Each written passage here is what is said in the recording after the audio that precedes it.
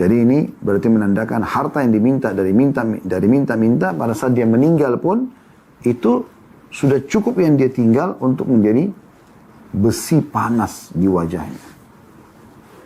Dia disiksa karena itu. Padahal sebenarnya kan kalau seseorang meninggalkan dari harta yang halal, dari hasil kerja dia, kan pahala. Karena ahli warisnya kan mendapatkan apa yang dia tinggalkan dan digunakan. Selama mereka gunakan dalam hal yang baik, dia akan panen pahalanya. Tapi kalau dari hasil mengemis, sementara dia mampu, maka akan jadi masalah buat dia. Ya. Oleh karena itu, segera teman-teman sekalian, berhati-hati dari benda-benda yang pernah Anda mengemis. Ya, lebih baik Anda kembalikan kepada orangnya, atau Anda sedekahkan lagi. Kalau memang orangnya tidak menerima lagi, Anda mengembalikan barang tersebut.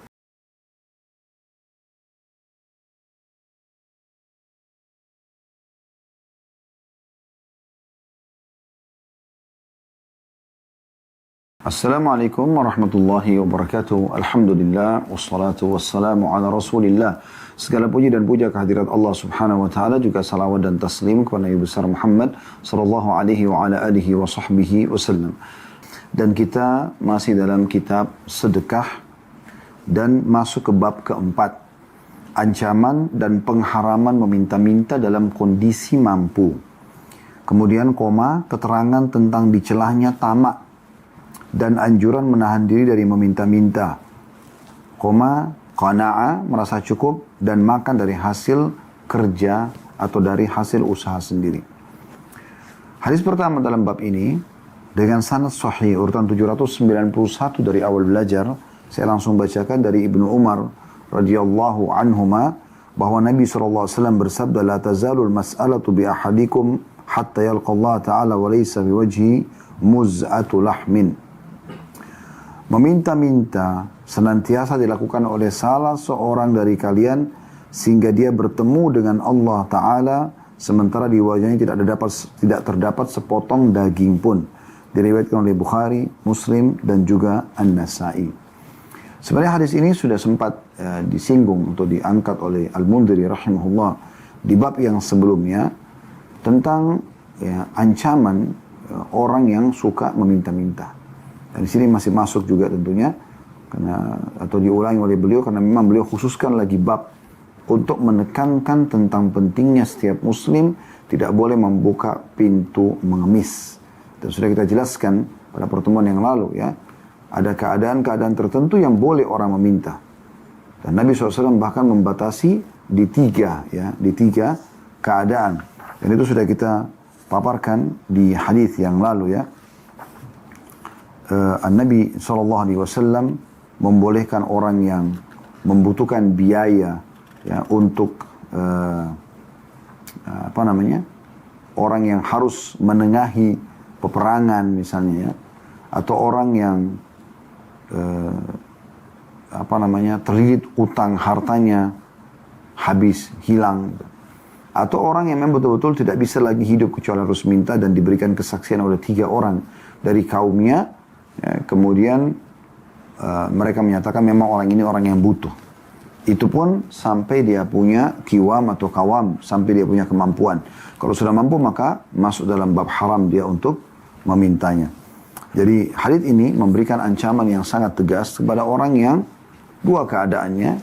Yang pertama adalah orang yang meminta-minta dan menjadikan itu sebagai profesi dia sementara dia mampu. Artinya dia dulu pengemis. Setelah dia rasa, mengemis ini enak sekali gitu, tinggal buka tangan, ajukan kepada orang-orang, maka dia dapat. Tanpa bekerja apa-apa, cuma ini modalnya gitu.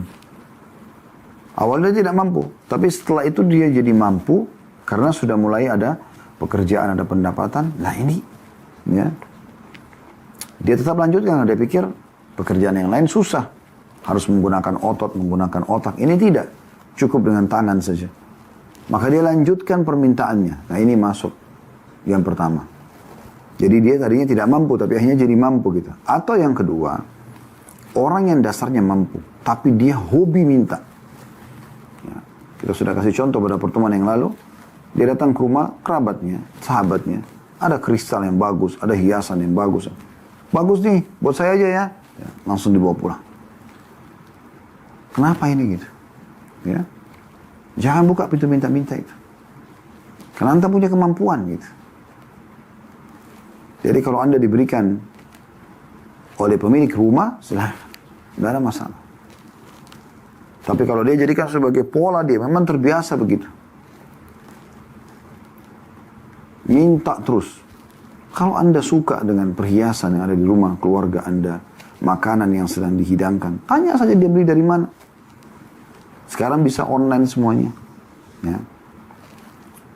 Lebih mulia.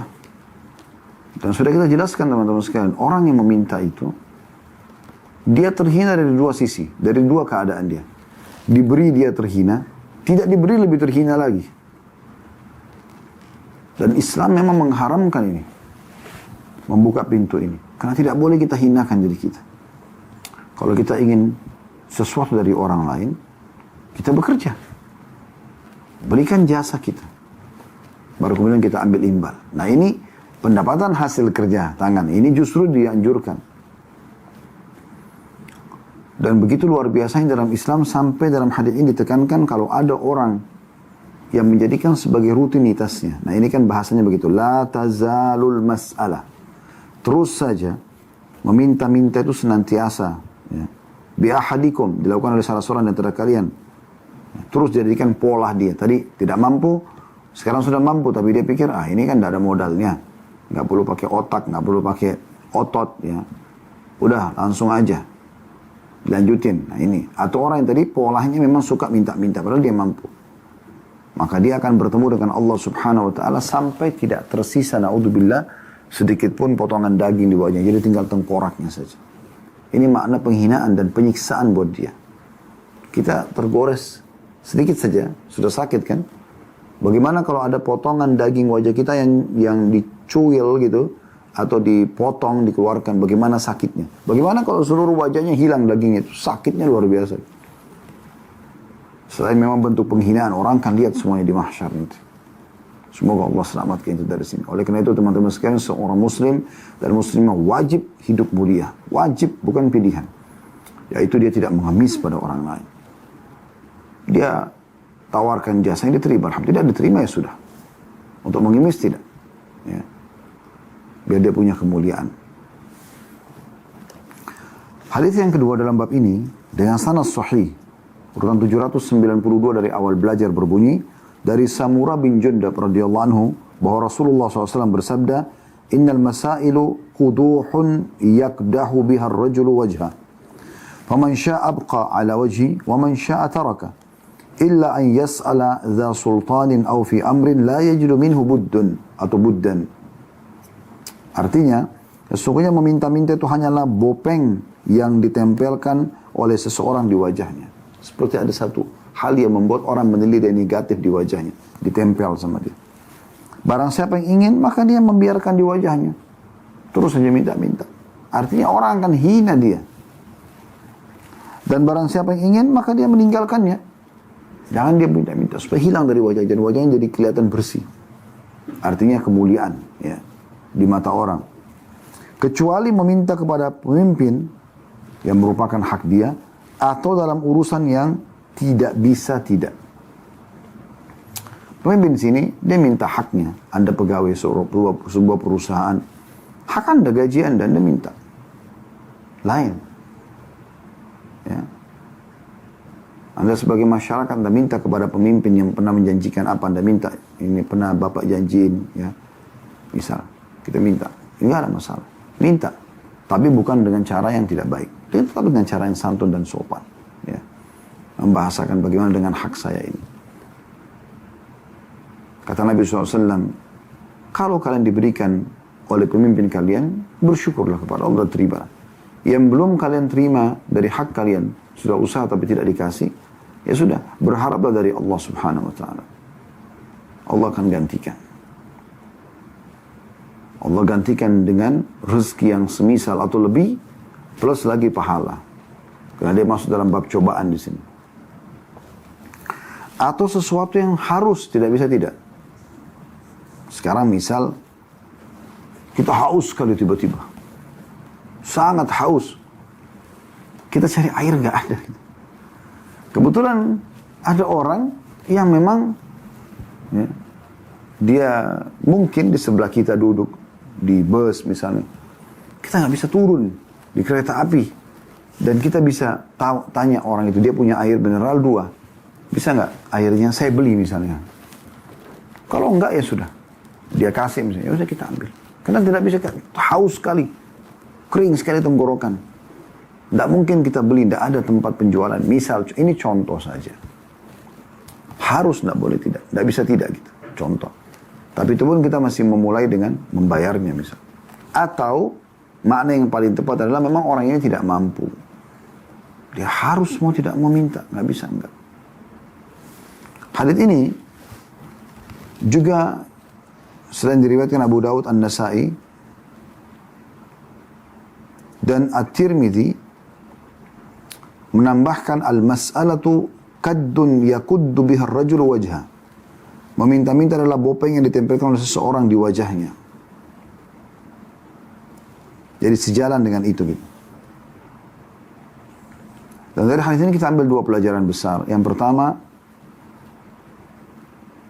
haramnya orang meminta-minta sementara dia mampu. Karena ini larangan dari Nabi SAW. Yang kedua, penghinaan yang terus-menerus akan ada dalam hidup seseorang di saat dia membuka pintu minta-minta.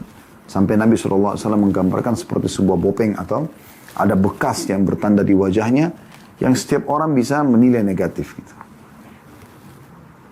Kita pun subhanallah tidak nyaman kalau kita bertemu dengan orang yang sedikit-sedikit minta, sedikit-sedikit minta. Hidup rasanya susah karena setiap ketemu dia, ya minta lagi nih. Ya, gitu. Kecuali memang orang itu susah. Gitu ya. Oleh karena itu kita hidup mulia. Dan ingat sabda Nabi SAW, siapa yang membuka pintu kemuliaan, tidak mengemis, Allah bukakan baginya pintu kekayaan. Dan siapa yang membuka pintu mengemis, Allah bukakan baginya pintu kemiskinan.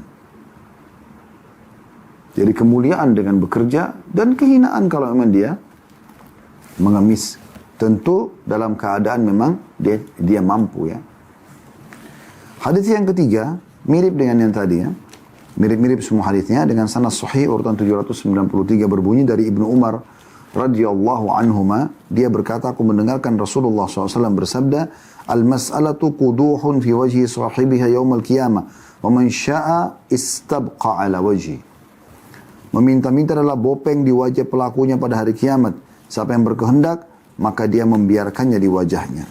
Hadis ini riwayat Ahmad dan semua rawi-rawinya atau yang meriwayatkan hadis ini thiqah. Hadis ini mirip dengan tadi ya, maknanya.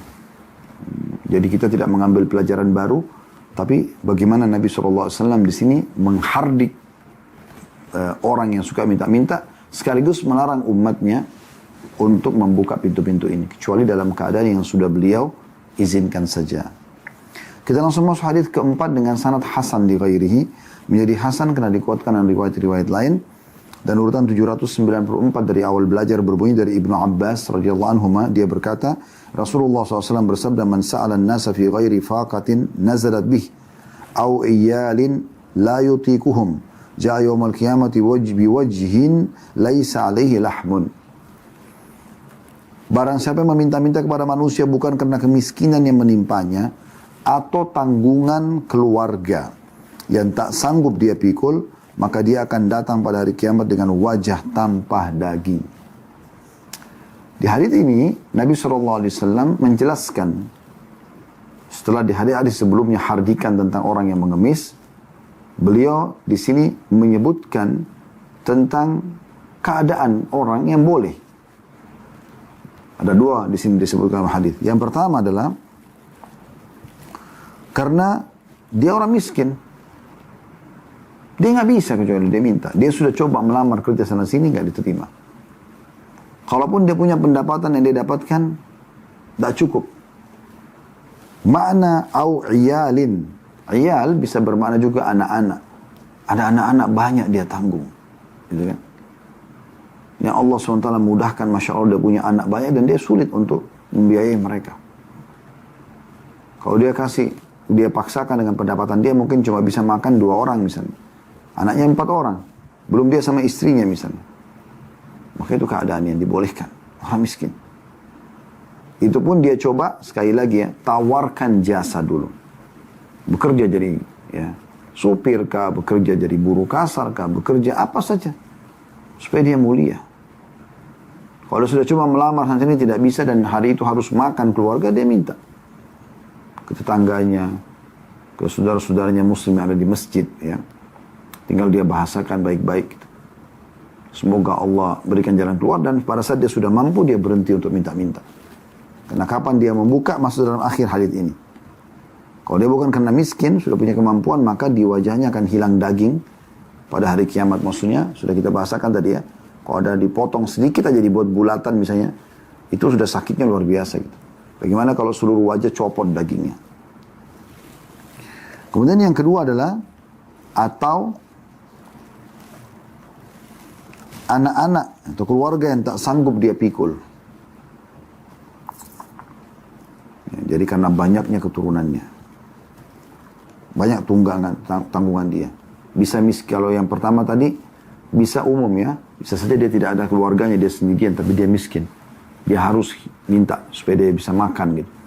Oleh yang kedua ini, lebih khusus kepada ya, seorang suami atau ayah, atau seorang ibu yang mungkin sudah menjanda. Dia apa boleh buat? Harus ya, meminta agar terpenuhi kebutuhannya. Nah ini dibolehkan. Kalau selain daripada ini, Nabi SAW mengatakan akan datang hari kiamat, sementara ada hukuman. Dihinakan oleh Allah SWT dan disiksa dengan daging wajahnya dihilangkan. Di dalam hadis yang serupa dengan ini, hadis nomor 5 Hasan di ghairihi, menjadi Hasan dikuatkan karena riwayat-riwayat lain. Dan urutan 795 dari awal belajar berbunyi dari Rasulullah SAW. Dari Rasulullah SAW beliau bersabda, "Man fatah ala nafsi baba mas'alatin min ghairi faqatin nazalat bi aw iyadin la yutiquhum fatahallahu alaihi baba faqatin min haitsu la yahtasib." Barang siapa yang membuka pintu meminta-minta untuk dirinya bukan karena kesulitan yang menimpahnya atau tanggungan keluarganya yang tidak mampu dia pikul, maka Allah akan membuka untuknya pintu kemiskinan dari jalan yang dia tidak sangka-sangka. Diriwayatkan oleh Al-Baihaqi. Ya, luar biasa ancaman ini. Semoga Allah selamatkan kita dari mengemis ini. Ya. Kalau tadi dia mengemis bukan karena dia miskin, dia tidak bisa lagi mendatangkan pendapatan atau tanggungan istri dan anaknya atau anak-anaknya, ya, maka wajahnya akan hilang dagingnya pada hari kiamat. Copot ya, jadi sakit itu. Jangan cuma dibayangkan itu tengkorak saja, cuma penampilan yang menakutkan. Bukan. Memang itu dicopotin berarti sakit itu. Karena bagian kulit kepala dan lehernya segala masih ada, cuma bagian wajahnya dihilangkan. Itu sakit sekali. Dan terhina. Di hadits yang kelima ini, siksaan yang lain. Yaitu, diancam dengan kemiskinan. Ini banyak orang tidak sadar. Kalau seandainya di dalam surah At-Talaq, surah nomor 65 ayat 2 dan 3, Allah janjikan, untuk ayat 3-nya tepatnya surah At-Talaq ya. Allah janjikan orang yang bertakwa, yarzuqu min haitsu la yahtasib. Allah berikan rezeki dari tempat tidak disangka-sangka. Kalau ini ya, itu kalau orang bertakwa kepada Allah. Kalau ini lawannya ya. Orang yang membuka pintu mengemis ini tanpa ada hajat, apalagi dia mampu, maka Allah akan bukakan pintu kemiskinan dari tempat tidak disangka-sangka. Bangkrut usahanya, ditipu orang, dia segala macam hal bisa terjadi. Sehingga dia tiba-tiba jatuh miskin yang tadinya mampu. Berarti orang kalau mau kaya sebaliknya, jangan buka pintu mengemis. Dan selalu loyal berbagi dengan orang lain. Hadis selanjutnya hadis nomor 6 dengan sanad sahih, urutan 796. Dari awal kita belajar berbunyi dari A'idh bin Amr radhiyallahu anhu, anna rajulan atan nabiyya sallallahu alaihi wasallam yas'aluhu fa'atahu falamma wada'a rijlahu ala uskufatil bab qala Rasulullah sallallahu alaihi wasallam la ya'lamuna ma fil mas'alah ma masya ahadun ila ahadin yas'aluhu. Bahwa seorang laki-laki datang meminta kepada Nabi SAW, maka beliau memberinya. Ketika dia meletakkan kakinya di palang pintu, Rasulullah SAW bersabda, andai mereka mengetahui keburukan yang ada pada meminta-minta, niscaya tidak ada seorang pun yang berjalan kepada seseorang untuk meminta. Hadis ini diriwayatkan oleh An-Nasai. Jadi hadis ini serupa tujuan dan maksudnya dengan hadis-hadis sebelumnya, hanya saja berbeda ya retorika penyampaian Nabi Shallallahu Alaihi Wasallam.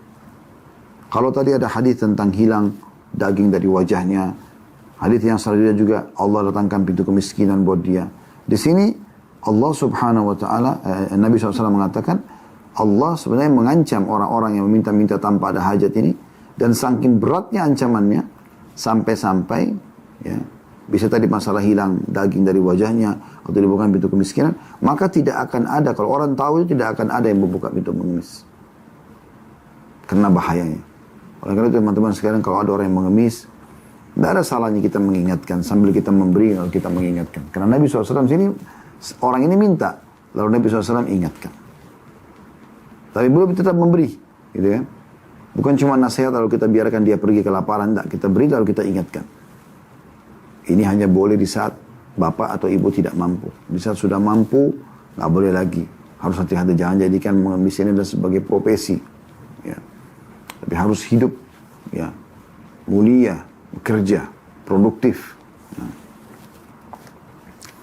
Hadis ketujuh, Hasan di ghairihi, menjadi Hasan karena dikuatkan dengan riwayat-riwayat lain. Urutan 797 dari awal belajar berbunyi, dan diriwayatkan oleh At-Tabarani dalam Mu'jam al-Kabir dari jalan Qabus, dari Ikrimah, dari Ibnu Abbas radhiyallahu anhuma. Beliau berkata, Rasulullah SAW bersabda, "Lau ya'lamu sahibul mas'alati ma lahu fiha, lam yas'al." Seandainya peminta-minta itu mengetahui keburukan yang didapat pada meminta-minta, niscaya dia tidak akan meminta-minta. Kalau kita jelaskan tadi keburukan tentang dia terhina di mata orang, ya. Diberi atau ditolak, sama. Ini buruk di mata orang. Kalaupun Anda pernah meminta lalu diberi oleh orang, lalu satu waktu Anda menjabat, Allah bukakan pintu rezeki juga, tetap di mata orang itu, oh orang itu pernah minta-minta sama saya. Ada bekasnya. Belum lagi tadi ancaman yang sangat berat. Kalau dia terus minta-minta, maka daging wajahnya akan hilang. Disiksa oleh Allah dengan itu. Begitu sakitnya. Lalu diancam juga pintu kemiskinan. Dari tempat yang tidak disangka-sangka, Allah punya cara membuat dia miskin. Lalu kemudian juga ancaman Nabi SAW, ya, tentang keburukan yang lain yang mungkin diancamkan oleh Allah SWT. Cuma Nabi mengatakan, kalau seandainya orang minta-minta ini tahu apa yang Allah ancamkan, keburukan apa akan menimpa dia, maka dia tidak akan meminta-minta. Maka ini perlu jadi sebuah ibrah dan pelajaran yang besar bagi kita semua, agar jangan membuka pintu-pintu memohon atau meminta-minta ini. Hadis ke-8 sahih di ghairihi, menjadi sahih karena dikuatkan dengan riwayat-riwayat lain. Hadis demi hadis peringatan Nabi SAW tentang tidak boleh mengemis, ya. Dan urutan 798 dari awal belajar berbunyi dari Imran bin Husain radhiyallahu anhu, dia berkata, Rasulullah SAW bersabda, "Mas'alatul ghaniyyi syainun fi wajhi yaumal qiyamah." Meminta-minta bagi orang yang tidak memerlukan adalah aib di wajahnya pada hari kiamat nanti. Ya. Hadis ini diriwayatkan Ahmad, dan lebih tepatnya terjemahannya sebenarnya mas'alatul ghani, meminta-minta bagi orang kaya. Itu adalah kehinaan baginya atau di wajahnya pada hari kiamat nanti. Dan misalnya bisa dikatakan hilangnya daging itu berhubungan dengan hadis yang sebelumnya. Hadis selanjutnya juga hadis nomor 9 sahih. Urutan 799 dari awal belajar berbunyi dari Thauban radhiyallahu anhu bahwa Nabi SAW bersabda, "Man sa'ala mas'alatan wa huwa anha ghani, kanat syainan fi wajhi yaumil qiyamah." Barang siapa yang minta-minta suatu permintaan padahal dia tidak memerlukannya, maka ia akan menjadi aib di wajahnya pada hari kiamat. Hadis riwayat Ahmad, Al-Bazzar, Tabarani, dan juga dikatakan rawi-rawi Ahmad dijadikan hujjah dalam as-sahih, atau hadis ini hadis sahih. Intinya sama maknanya, sama tujuannya. Menghinakan diri atau akan terhinakan diri seseorang yang membuka pintu mengemis ini. Hadis nomor 10 sahih li ghairihi, jadi sahih karena dikeluarkan dengan riwayat-riwayat yang lain. Dan urutan 800 dari awal belajar. Masya Allah, sudah 800 urutan hadis yang sudah kita pelajari, ya. Semoga Allah berkahi. Dan jumlah hadisnya lebih baik daripada ini, karena kadang-kadang satu nomor bisa beberapa riwayat ya. Berbunyi hadis nomor 800 ini, dan urutan 10 dalam bab kita, dari Jabir bin Abdullah radhiyallahu anhuma, bahwa Rasulullah SAW bersabda, man sa'ala wa huwa ganiyin anil mas'ala yuhsyaru yawmal qiyamati wa hiya khumushun fi wajhi. Barang siapa yang minta-minta padahal dia tidak perlu melakukannya karena berkecukupan atau kaya, maka dia akan dibangkitkan pada hari kiamat sementara barang yang dimintanya menjadi bekas luka di wajahnya. Hadis diriwayatkan oleh Tabarani ya, dalam Mu'jam al-Awsat. Hadis ini menambahkan tadi bentuk siksaannya. Selain wajah, daging wajahnya hilang, dibukakan pintu kemiskinan dari tempat tidak disangka-sangka, terhinanya di mata manusia. Di sini ditambahkan lagi, apa yang dia minta barang itu, Allah jadikan sebagai penghinaan di wajahnya. Bagaimana bentuknya Allahu a'lam. Tapi bisa difahami juga bahwasanya orang-orang jadi tahu, orang itu suka minta-minta benda ini dulu. Allah berikan gambaran begitu, penghinaan di wajah dia. Jadi ini sejalan maknanya dengan hadis-hadis yang sebelumnya ya. Karena ini semakna kurang lebih. Hadis ke-11, sahih di ghairihi. Jadi sahih kena dikeluarkan dengan riwayat-riwayat lain, dan urutan 801 dari awal belajar berbunyi dari Mas'ud bin Amr radhiyallahu anhu dari Nabi sallallahu alaihi wasallam, annahu utiya bi rajulin yusalli alaihi. Faqala kam taraka? Qalu dinaraini aw thalath. Qala taraka kitaini aw thalath qiyat. Bahwa dihadirkan kepada Nabi SAW jenazah seorang laki-laki untuk beliau sholatkan. Maka Nabi SAW bersabda, berapa harta yang dia tinggalkan? Maka mereka menjawab 2 atau 3 dinar. Maka beliau SAW menjawab, dia meninggalkan 2 atau 3 bekas bakar karena besi panas. Diriwayatkan oleh Al-Baihaqi dari riwayat Yahya bin Abdul Hamid Al-Himmani. Hadis ini memberikan pelajaran kepada kita, bukan berarti jenazah ini yang dimaksud meninggalkan harta untuk warisannya ya, dari hal halal, bukan. Tapi yang dimaksud adalah orang ini yang jadi jenazah selama hidupnya suka minta-minta, mengemis. Maka dari hasil minta-mintanya itu ada yang tersisa. Sementara dia bukan orang yang layak untuk menerima bantuan. Maka dia akan datang pada hari kiamat nanti ya, orang ini dengan besi bakar ya, atau bekas bakar karena besi panas. Maksudnya akan dihukum dengan besi panas pada tubuhnya atau pada wajahnya. Nah ini tambahan siksaan lagi. Sebenarnya satu siksaan sudah cukup buat kita teman-teman menjauhi. Semoga Allah selamatkan kita dan semoga Allah kayakan kita dengan harta-harta halal, dengan akhlak-akhlak yang mulia sehingga kita tidak pernah bergantung dan mengemis pada orang-orang itu. Jadi ini berarti menandakan harta yang diminta dari minta-minta pada saat dia meninggal pun itu sudah cukup yang dia tinggal untuk menjadi besi panas di wajahnya. Dia disiksa karena itu. Padahal sebenarnya kan kalau seseorang meninggalkan dari harta yang halal, dari hasil kerja dia, kan pahala. Karena ahli warisnya kan mendapatkan apa yang dia tinggalkan dan digunakan. Selama mereka gunakan dalam hal yang baik, dia akan panen pahalanya. Tapi kalau dari hasil mengemis, sementara dia mampu, maka akan jadi masalah buat dia. Ya. Oleh karena itu, segera teman-teman sekalian, berhati-hati dari benda-benda yang pernah Anda mengemis. Ya, lebih baik Anda kembalikan kepada orangnya, atau Anda sedekahkan lagi. Kalau memang orangnya tidak menerima lagi, Anda mengembalikan barang tersebut. Baik, hadits nomor 12, dan ada 12A dan 12B serta 12C ya. Jadi dalam nomor 12 di bab kita ini ada 3 riwayat. Urutan 802 dari awal belajar, 12A-nya sahih li ghairihi, menjadi sahih karena dikuatkan dengan riwayat-riwayat lain berbunyi dari Hubaish bin Junadah radhiyallahu anhu. Dia berkata, aku mendengar Rasulullah SAW bersabda, man sa'ala min ghairi fakrin faka'annama ya'kulul jamra. Barang siapa meminta-minta bukan karena kefakiran, maka seolah-olah dia memakan bara api. Hadis ini riwayat Tabarani dalam Mu'jam al-Kabir. Ya. Disebutkan juga oleh Ibnu Khuzaimah dalam sahihnya, Al-Baihaqi juga menyebutkan. Dan lafadznya dalam Baihaqi, ini masih dalam 12 ayat. Aku mendengarkan Rasulullah SAW bersabda, ini kata Hubaish ya, bin Junadah radhiyallahu anhu, alladhi yas'alu min ghairi haja kamathali alladhi yaltaqitul jamra. Orang yang meminta-minta tanpa kebutuhan adalah seperti orang yang memungut bara api.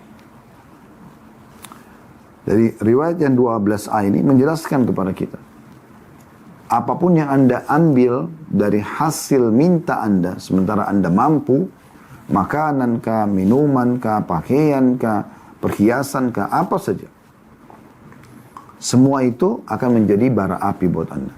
Apakah maknanya akan masalah dia di dunia, atau dia akan menjadi siksaan untuknya di kuburan dan di neraka nanti. Itu bisa masuk dalam makna ini semuanya. Yang jelas hukuman akhirat pasti akan ada kalau dia tidak taubat. Tinggal hukuman di dunia. Bisa bermakna berarti dia akan betul-betul menjadikan masalah buat dirinya dari apa yang dia minta-minta itu. Pakaian yang dia pakai, sepatu yang dia pakai, dompet yang dia pakai, misalnya makanan atau minuman yang dia konsumsi. Semua ini jadi masalah buat dia. Seakan-akan bara api. Ya.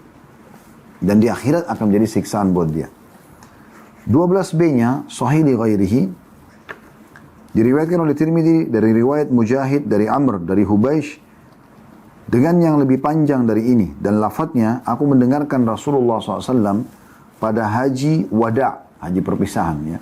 Dikatakan haji wada' karena ini haji pertama dan terakhir Nabi SAW. Karena setelah pulang haji, beliau wafat. Kata Hubaish radhiyallahu anhu bin Junadah, aku mendengarkan Rasulullah SAW pada haji wada' sementara beliau sedang wukuf di Arafah. Seorang badui mendatangi beliau dan memegang ujung baju beliau. Dia meminta sesuatu kepada beliau, kepada Nabi SAW. Mengemis. Maka Nabi SAW memberinya lalu dia pergi.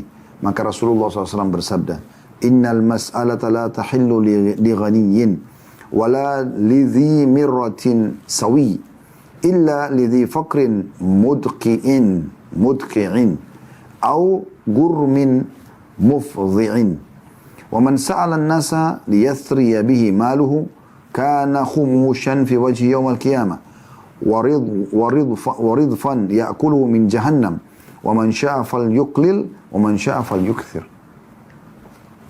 Sesungguhnya meminta-minta itu tidak halal bagi orang kaya. Jelas ini. Gak boleh minta kalau orang kaya. Memberi iya. Tidak pula bagi orang yang kuat lagi sehat. Berarti bukan cuma kaya. Anda mampu, berikan jasa Anda. Bekerja. Kecuali orang yang benar-benar fakir atau memiliki tanggungan utang yang besar. Barang siapa yang meminta-minta kepada manusia agar hartanya semakin bertambah, jadikan sebagai profesi, maka ia akan menjadi bopeng di wajahnya pada hari kiamat dan batu panas yang dia makan dari jahanam. Siapa yang ingin, maka hendaklah dia meminimalkan, berhenti minta-minta itu kecuali yang dia butuhkan saja. Dan siapa yang ingin, maka hendaklah dia memperbanyak. Silakan kalau dia mau. Maka akan lebih banyak hukuman Allah Subhanahu wa taala datang kepada dia. Ya. Ini luar biasa, berarti di akhirat di sini dipastikan selain daging wajahnya hilang, ya, kemudian ada bopengnya, ditambah lagi di sini dia akan diberikan makanan dari batu bara api neraka pada hari kiamat. Wa na'udzubillah, ya. Ini semua karena membuka pintu-pintu minta-minta. Ingat hati, terutama orang yang sudah kaya ini, ya. Kemudian hadis yang 12c-nya, sahih di ghairihi, Razin menambahkan padanya, wa inni la'u'tir rajul al-'atiyata fayantaliqu biha tahta ibti wa ma hiya illa an-nar. Faqala lahu Umar, wa lima tu'ti ya Rasulullah ma huwa nar? Faqala aballahu lil bukhla wa abaw illa mas'alati. Qalu wa mal ghina alladhi la yanbaghi ma'ahu al-mas'ala? Qala qadru ma yugaddihi aw yu'ayyihi. Sesungguhnya dalam riwayat lainnya, aku memberikan pemberian kepada seseorang, lalu dia pulang membawanya dibawa ke tiaknya, dimasukkan kantongnya, ya, atau dia jepit dibawa ke tiaknya. Kata Nabi SAW, ada orang minta aku kasih nih, dia bawa. Ya. Padahal ia tidak lain melainkan api neraka. Kenapa? Karena yang datang minta-minta orang mampu, gitu kan? Maka Umar berkata, ya Rasulullah, lalu mengapa engkau memberikan sesuatu yang merupakan neraka buat dia? Maka kata Nabi SAW, Allah menolak sifat bakhil atau kikir pada diriku. Sementara mereka menolak kecuali meminta dan mengemis. Maka mereka bertanya, kecukupan seperti apa yang menjadi ukuran tidak pantas meminta-minta? Maka kata Nabi SAW, sekedar cukup untuk makan siang atau makan malam. Artinya kebutuhan hari itu saja. Hadis ini mulia sekali teman-teman. Memberikan gambaran kepada kita dan bisa kita bahasakan seperti merincikan juga ya. Menambah rincian dari hadis-hadis sebelumnya tadi. Hadis 12C sama 12B ini berhubungan. Ya. Karena kasus orang yang tadi datang minta di musim haji kepada Nabi SAW. Kemudian Nabi SAW setelah orang itu pergi mengatakan, ingat tidak boleh mengemis dan tidak halal bagi orang kaya. Tidak pula bagi orang yang kuat lagi sehat. Karena orang yang datang itu pergi haji, mungkin dia punya kekuatan fisik. Gitu. Tidak boleh meminta. Kecuali orang yang betul-betul fakir atau terlilit utang. Siapa yang minta-minta uang kepada orang harta untuk memperkaya dirinya, karena dianggap itu sebagai profesinya, maka akan menjadi ya, bopeng di wajahnya pada hari kiamat nanti. Dan akan menjadi batu bara api yang dimakankan untuknya dari neraka Jahannam. Nabi SAW sudah ingatkan ini. Nah hadis 12b, hadis 12c-nya Nabi SAW mengingatkan, sesungguhnya aku bisa memberikan orang kalau minta. Karena Nabi SAW tidak pernah mau nolak, siapapun minta tidak pernah beliau tolak. Gitu kan? Tapi beliau ingatkan, kalau beliau tahu orang ini sebenarnya orang mampu, maka beliau ingatkan hati-hati ini nggak boleh. Beliau mengatakan mungkin ada orang minta, lalu kemudian dia bawa di bawah ketiaknya. Ini bahasa di kantongnya tuh dia jepit di bawah ketiaknya tuh dia bawa pergi. Apa yang dia minta itu ya. Kalau zaman sekarang mungkin orang sudah pakai wadah, cover bag, kresek atau apa gitu ya.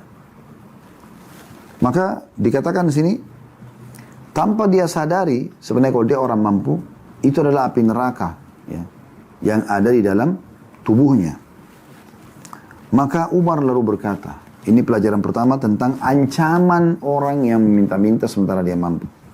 Pelajaran yang kedua adalah, bagaimana sifat baiknya dan dermawannya Nabi SAW. Dan bagaimana Allah mengajarkan kepada Nabi Muhammad SAW untuk tidak boleh bakhil. Umar berkata, ya Rasulullah, kalau gitu kenapa anda kasih sementara itu anda tahu bisa jadi api neraka buat dia? Kata Nabi SAW, Allah menolak sifat kikir dari diriku. Allah sudah hapuskan, tidak ada sifat kikir dalam diriku. Aku selalu mau memberi. Dan dia ngotot untuk meminta. Dia ngotot untuk meminta. Padahal sebenarnya dia tahu dirinya mampu. Artinya, ini sifat mulia Nabi SAW yang beliau sangat dermawan. Dan beliau memberikan contoh kepada kita umatnya. Bagaimana pada saat ada orang minta, kasih aja. Karena di saat orang minta-minta itu, padahal kita tahu dia punya kemampuan. Kita nggak kasih, misalnya. Maka mungkin orang ini kalau dasarnya membuka pintu minta-minta dan jadi profesinya, dia bisa jadikan itu sebagai sebuah hal yang menyerang kita. Ya. Oh itu orang pelit tuh saya pernah minta. Dia bisa berbicara begitu. Maka dengan kita memberi tertutup pintu hal tersebut. Walaupun kita punya hak untuk mengingatkan kepada dia. Nabi SAW mengingatkan tadi ada orang yang datang minta. Kemudian pas di pelang pintu rumah Nabi SAW beliau ingatkan. Hati-hati gitu. Karena ini kalau mampu minta ini jadi masalah, dosa di sisi Allah SWT. Pelajaran yang kita dari hadis adalah bagaimana tolok ukur batasan boleh orang minta. Karena di sini para sahabat bertanya, lalu apa tolok ukurnya? Ya. Kecukupan seperti apa yang menjadi ukuran? Maka kata Nabi SAW, sekedar cukup untuk makan siang atau makan malam. Jadi bukan minta untuk 1 bulan. Tapi untuk hari itu. Dia kalau waktu siang cukup untuk dia makan siang saja. Mungkin sore hari Allah bukakan rezeki. Dia tidak perlu minta malam harinya. Coba bayangkan pekanya. Makan siang atau ya, bukan makan siang dan makan malam. Makan siang atau makan malam. Jadi pada saat dia, di siang hari dia minta untuk makan siang saja. Karena tidak bisa, dia kelaparan. Setelah itu dia bekerja.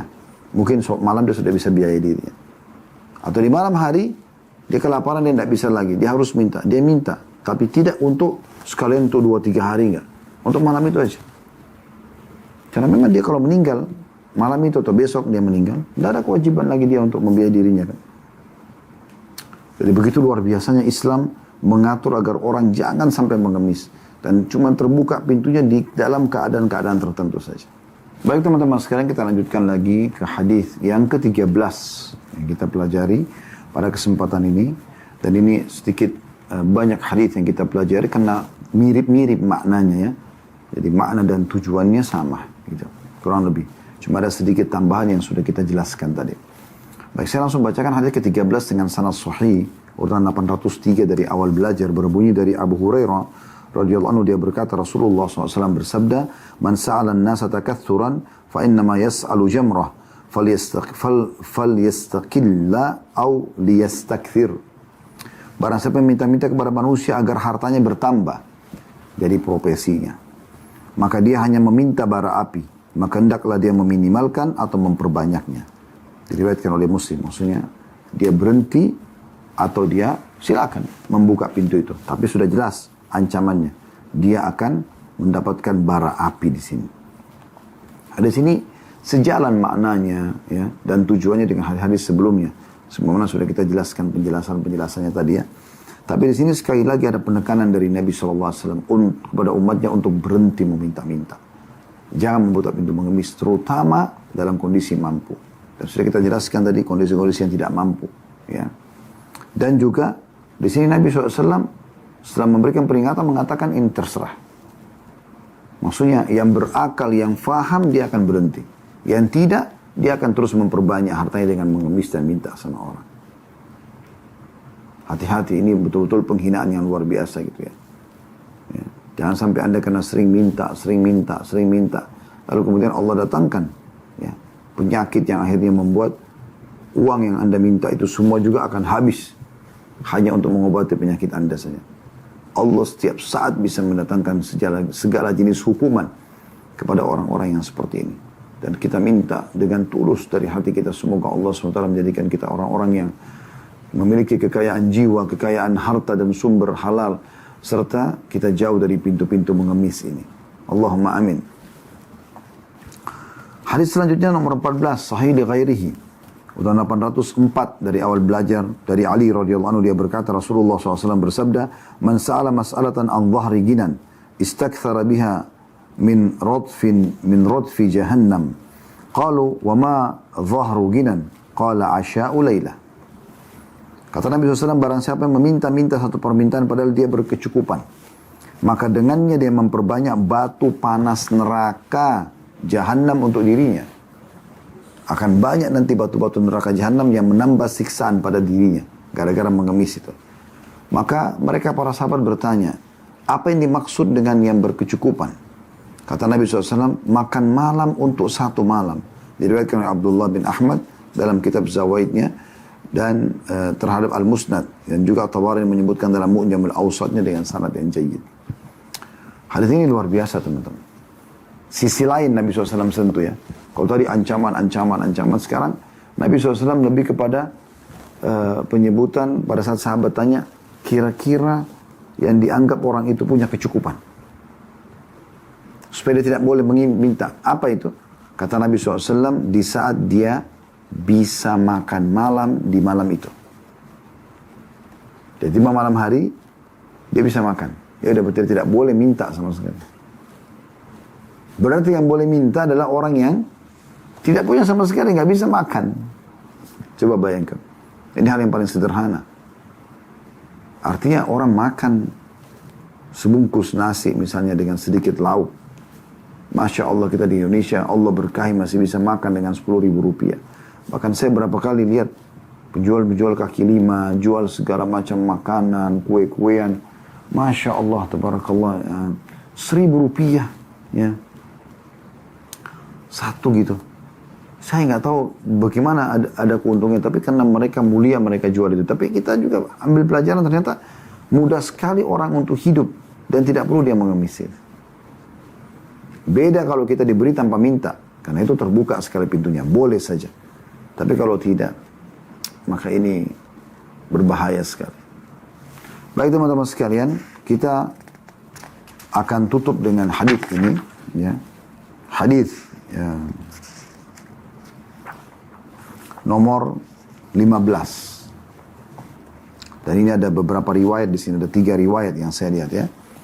Dengan sanad sahih, urutan 805 dari awal belajar berbunyi dari Sahal bin Al-Hanzaliyah radhiyallahu anhu, dia berkata, qadima Uyainah bin Hisn wal Aqra' bin Habis ala Rasulillah sallallahu alaihi wasallam fasa'alahu fa'amara Muawiyah fakataba lahuma ma sa'ala fa'amma al-Aqra'u fa'akhadha kitabahu falaffahu fi imamatihi wa antalaq wa amma Uyainatu fa'akhadha kitabahu wa ata bihi Rasulullah sallallahu alaihi wasallam dalam kurung makana faqala ya Muhammad aturani hamilan ila qawmi kitaban la adri ma fihi ka sahifatil mutalammis فأخبر معاوية بقوله رسول الله صلى الله عليه وسلم فقال من سأل وعنده ما يغنيه فإنما يستكثر من النار وقال النفيلي وهو أحد رواته في موضع آخر من جمرة جهنم فقالوا يا رسول الله وما يغنيه وقال النفيلي في موضع آخر وما الغنى الذي لا ينبغي معه المسألة قال قدر ما يغديه أو قدر ما يغديه ويعشيه. Saya ulangi ya. Qadru ma yugaddihi au yu'ashihi. Gadak makan siang dan asya makan malam itu. Ceritanya adalah kata Sahal Al-Hanzaliyah radhiyallahu anhu bahwasanya satu waktu pernah Uyainah bin Hisn, ini kepala suku Gatafan ya. Suku besar, suku Arab ya. Dan Aqra' bin Habis. Keduanya datang meminta sesuatu kepada Rasulullah sallallahu alaihi wasallam. Maka Rasulullah SAW memerintahkan Muawiyah. Maka Muawiyah menulis apa yang mereka berdua minta untuk keduanya. Maka Muawiyah menulis permintaan keduanya. Adapun Al-Aqra', maka dia mengambil apa yang dituliskan untuknya dan melipat di sorbannya lalu pergi. Adapun Uyainah, maka dia mengambil suratnya dan membawa kepada Rasulullah SAW atau di tempat yang Rasulullah ada gitu. Dia berkata, wahai Muhammad, apakah menurutmu aku pulang kepada kaumku dengan membawa surat yang aku tidak tahu isinya seperti surat ya, yang cuma meraba-raba saja?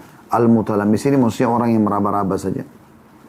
Lalu Muawiyah memberitahukan ucapannya itu kepada Rasulullah SAW, maka Rasulullah SAW bersabda, barang siapa yang meminta-minta padahal dia memiliki apa yang mencukupinya, maka dia hanyalah memperbanyak api neraka. An-Nufaili, seorang rawi mengatakan, ya, di tempat atau di riwayat yang lain, bara api neraka. Maksudnya dia memperbanyak api neraka atau bara api neraka. Lalu mereka para sahabat bertanya, ya Rasulullah, apa yang mencukupinya? Ya. An-Nufaili, perawi hadis mengatakan, di tempat lain, kecukupan seperti apa menjadi ukuran tidak pantas minta-minta. Maka kata Nabi SAW, apa yang cukup untuk makan siang dan makan malam. Hadis ini riwayat Abu Daud, dan lafaz ini adalah lafaznya dan Ibnu Hibban dalam sahihnya. Ibnu Hibban juga menyebutkan dalam sahihnya, lafaznya berbunyi, man sa'ala syai'in wa indahu ma yughni, fa inna ma yastakthiru min jamri jahannam. Qalu ya Rasulullah, ma yughnihi? Qala ma yugaddihi au yu'ashihi. Barang siapa yang minta-minta sesuatu padahal dia mempunyai apa yang mencukupinya, maka dia hanyalah memperbanyak bara api jahannam. Mereka bertanya, ya Rasulullah, apa yang mencukupinya? Maka Rasulullah SAW bersabda, sekedar yang mencukupinya untuk makan siang atau makan malam. Begitu pula ada riwayat atau makan malam. Riwayat Ibnu Khuzaimah secara ringkas masih nomor yang sama ini ya. Riwayat-riwayat ini nomor 15. Hanya saja ada dia berkata, qila ya Rasulullah, mal ghina alladhi la yanbaghi ma'ahu mas'alah. Qala an yakuna lahu syub'un yaumin wa laila aw lailatin wa yaum. Ditanyakan kepada Rasulullah SAW, wahai Rasulullah, kecukupan apa yang kira-kira menjadi ukuran tidak pantas minta-minta? Maka kata Nabi SAW, seseorang yang memiliki apa yang mengenyangkannya sehari semalam atau semalam sehari. Ya. Di sini ada penjelasan qasahifatil mutalammis, seperti surat al-mutalammis, Ini adalah peribahasa yang dipakai oleh orang Arab untuk seseorang yang membawa sesuatu, sementara dia tidak mengetahui apakah sesuatu yang dibawanya itu bermanfaat untuk dirinya atau justru merugikannya. Asal usulnya adalah bahwa al-mutalammis yang merugikan, ya, al-mutalammis ya, yang merugikan, saya ulangi. Asal usulnya bahwa al-mutalammis yang bernama Abdul Masih bersama Tarafa bin Abd datang kepada Raja Amr bin Al-Mundhir. Keduanya tinggal di sisi raja. Karena suatu persoalan raja marah kepada keduanya. Lalu raja menulis surat kepada salah seorang pembantunya memerintahkan agar membunuh dua orang ini. Raja berkata kepada kedua orang itu, sesungguhnya aku telah menulis hadiah untuk kalian berdua. Lalu keduanya melewati Al-Hira Al-Mutalammis, memberikan kertasnya kepada seorang anak, maka dia membacanya dan ternyata isinya adalah perintah untuk membunuhnya. Dia langsung membuangnya. Dia berkata kepada Tarafa, lakukan apa yang aku lakukan. Tarafa menolak dan dia menghadap kepada pembantu raja yang ditunjuk. Dia membacanya dan membunuh Tarafa. Jadi maksudnya di sini cukup panjang penjelasan tentang ada potongan hadis ya teman-teman yang pegang buku. Kan Uyainah bin Hisn ini, ya, saya jelaskan ya, dia kepala suku Qatafan tadi. Sementara Al-Aqra' bin Habis ini adalah salah satu juga orang yang punya kedudukan di sukunya. Ya. Bahkan dia kepala suku, gitu kan. Cuma dia punya sifat bakhil. Dalam beberapa riwayat disebutkan. Nah, dua-duanya datang meminta kepada Nabi alaihi salatu wassalam. Karena Nabi tadi sudah kita jelaskan dalam riwayat sebelumnya, memang selalu menolak sifat bakhil. Beliau tidak pernah tidak memberi, selalu saja memberi. Maka beliau suruh Muawiyah pada saat itu radhiyallahu anhu, ipar beliau, ya, karena Ummu Habibah, saudari Muawiyah dinikahi oleh Nabi SAW. Makanya ipar Nabi SAW suruh tulis. Hajat kedua orang yang tulis. Mereka sampaikan hajatnya, Nabi SAW suruh tulis, suruh berikan surat ini, tinggal ya dia baca saja tinggal dia bawa dan akan datang seperti apa yang dia minta. Sebenarnya yang dituangkan dalam surat itu isi permintaan mereka. Nabi SAW orangnya jujur gitu. Jadi Uyainah bin Hisn minta apa ditulis, dikasih kepada Uyainah. Ini dari Rasulullah SAW gitu kan, yang tulis oleh Muawiyah. Permintaannya ini akan diberikan gitu kan pada waktu tertentu. Al-Aqra' bin Habis juga sama. Hajatnya apa ditulis oleh Muawiyah. Nabi SAW jujur dengan itu. Maka Al-Aqra' bin Habis ambil, dia bawa surat itu, dia entah dia yakin atau tidak, dia bawa saja. Intinya apa yang dia sudah minta, dia sudah sampaikan ke Nabi. Dan dalam hadis ini tidak dibahas dia. Tapi Uyainah bin Hisn ini ada masalah. Dan memang ini orang dari awal masuk Islam, sering ada masalah-masalah yang terjadi gitu kan. Karena memang dari awal dia benci dengan Islam gitu. Kemudian dia masuk Islam. Pada saat dia diberikan apa yang dia minta dalam bentuk surat, maka ada sesuatu yang unik di sini. Tiba-tiba saja dia pada saat sudah terima, dia bicara menghadap ke Nabi SAW, tapi bahasa ini belum sampai ke Nabi SAW seutuhnya. Dia mengatakan, hai Muhammad, apakah aku pulang ke kaumku setelah aku minta ini, apa yang aku minta? Membawa surat Al-Mutalammis. Nah, bahasa ini, surah Al-Mutalammis tadi yang baru kita bacakan. Dijelaskan oleh Mundhir panjang lebar. Awal kisahnya, istilah surah Al-Mutalammis ini, orang Arab biasa menggunakannya untuk orang yang membawa surat, yang surat itu isinya belum jelas. Bisa menguntungkan, bisa merugikan dia. Tapi lebih kepada merugikan dia. Maka semua surat yang diberikan dan surat ini tidak jelas, maka disilakan dengan surat Al-Mutalammis. Uyainah bin Hisn dengan perbuatannya menghina Nabi SAW. Nabi sudah jelas jujur, suruh tulis apa yang dia minta dan akan diberikan nanti. Dengan adanya surat itu bukti kalau memang Nabi sudah janjikan dia akan memberikan gitu. Tinggal datang di waktu yang sudah Nabi tentukan nantinya. Tapi dia karena kurangnya imannya dia mengatakan, masa saya pulang bawa surah Al-Mutalammis? Nah, ini ada kisahnya. Jadi Al-Mutalammis itu sebenarnya ada seseorang yang bernama Abdul Masih. Itu karena dipakai oleh orang Arab. Semua orang yang surat yang dia bawa dia tidak tahu ini membahayakan atau menguntungkan dia, disilakan dengan Mutalammis. Awal kisahnya Ada orang yang bernama Abdul Masih bersama Tarafa bin Al-Abd. Dua orang ini, Abdul Masih dan Tarafa bin Al-Abd. Dua-duanya menjadi tamu di seorang raja bernama Amr bin Al-Mundhir. Jadi Raja Amr bin Al-Mundhir, dua orang menjadi tamu, Abdul Masih dan Tarafa. Rupanya dua orang ini buat masalah dengan raja. Maka raja ingin membunuhnya. Tapi tidak mau namanya raja ini rusak. Bagaimana caranya? Dia tulis surat, suruh stafnya, baru kemudian surat itu disuruh bawa. Nah surat ini, bahasa raja itu, ini adalah hadiah buat kalian. Padahal isinya disuruh bunuh gitu. Di tempat tertentu, surat itu disuruh berikan kepada seseorang, pembantu raja, dan akhirnya dibunuh dari tempat situ orang tersebut. Nah ini awal mulanya Al-Mutalammis itu gitu. Ya. Al-Mutalammis itu. Maka Uyainah bin Hisn menggunakan bahasa ini. Ini penghinaan buat Nabi SAW, bagaimana bisa gitu. Lalu Muawiyah mempertegas, mengatakan, ya Rasulullah, karena Muawiyah pada saat itu seperti sekretaris Nabi. Ya Rasulullah, Uyainah ini bilang, surat ini surat mutalammis. Artinya apa? Bisa berisi hal yang membahayakan dia. Nggak jelas gitu. Seakan-akan meragukan apa yang Nabi SAW sudah janjikan. Maka Nabi SAW kemudian balik mengatakan pada Uyainah dan kepada muslimin pada saat itu. Karena tahu Uyainah ini kepala suku, orang kaya sebenarnya gitu. Ya. Kata Nabi SAW, barang siapa yang minta-minta padahal dia memiliki apa yang mencukupinya, maka dia hanyalah memperbanyak api neraka. Sebenarnya orang ini, apa yang dia minta sudah saya berikan sebenarnya.